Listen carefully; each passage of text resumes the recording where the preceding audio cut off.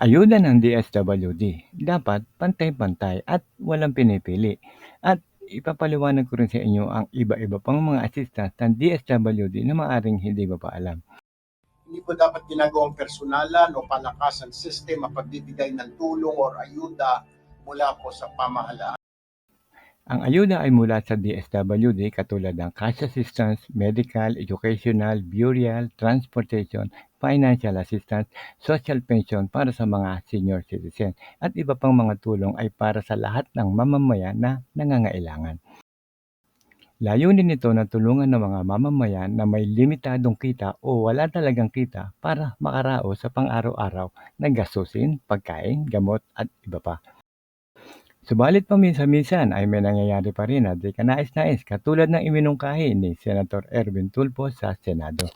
Problema natin dito, pagbigay po ng AIX, binabawasan, 5,000, papirmahin yung pobre, doon sa dulo, pirma.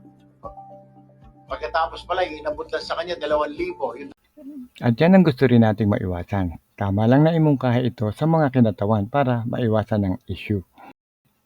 So, sino-sino ang mga kwalipikado sa DSWD? Lahat ng mga nasunugan, nasalanta ng bagyo at lindol, nawala ng kabuhayan, single mother, kasali rin po yan, mga indigent o mahihirap, kasali rin po ang PWD at mga seniors. So ano-ano mga assistance ng DSWD? Una ay ang medical assistance. Kung kailangan nyo ng pambayad sa ospital, laboratory test, dialysis, chemotherapy, medicine, mga assistive device, yung wheelchair, crutches, saklay, hearing aid, kasali rin po yan. Number 2, ang financial assistance naman. Emergency cash assistance, pangkabuhayan o small business, assistance for victims and fire accident at iba pa. Number 3, ang transportation assistance. Nagbibigay rin sila ng pamasahe pa uwi o papunta sa ospital o kaya ay sa probinsya at ang repatriation support para sa mga OFW dependents. Number 4, educational assistance. Note, hindi po lagi meron ito at yan ay depende sa pondo. Nagbibigay rin sila ng school allowance, assistance na uniform, mga school supplies at emergency education support.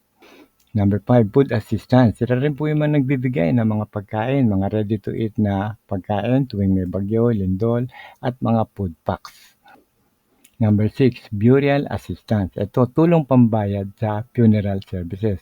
Cremation assistance, financial aid para sa pamilya ng namatay. Tandaan nyo, nagbibigay rin po sila niyan. So ano pa iba mga programa ng DSWD bukod sa AIX? Kanila rin po yung 4Ps o yung Pantawid Pamilya Pilipino program. Ito po yung conditional cash transfer para sa edukasyon at kalusugan ng mga bata sa pamilya. Ang Sustainable Livelihood Program o SLP, yan po yung nagbibigay sila ng training skills at livelihood assistance, no? Nagpapahiram po sila ng pampuhunan para sa negosyo. Ang social pension for indigent naman para sa mga senior citizen. Nagbibigay rin po sila ng 500 monthly cash subsidy para sa mahirap at walang pensyon. At sa PWD, kasali rin po yan, medical aids, assistive device, mga wheelchair, tungkod, saklay, at mga hearing aid. Sa solo parents, kasali rin po yan, special financial or medical assistance, referral to support ng program. So mga senior citizens, nabanggit na natin kanina, pero dito emergency cash, medicine at support services, kasali rin po yan. So saan naman tayo pwedeng mag-apply? Unang-una, para sa mga taga Caloocan, Malabon, Nabotas at Valenzuela, meron po yan sa second floor sa Victory Central Mall sa Rizal Avenue sa Monumento sa Caloocan City. Para naman sa mga taga Rodriguez, San Mateo, Rizal, meron po dyan sa Municipal Hall mismo, sa munisipyo nyo, sa Rodriguez, Rizal. Para naman sa mga taga San Jose del Monte, Norsagaray, Santa Maria, Marilao at Angat, Bulacan. Nasa 4th floor po yan ng Government Center sa Star Mall sa Capian, City of San Jose del Monte, Bulacan.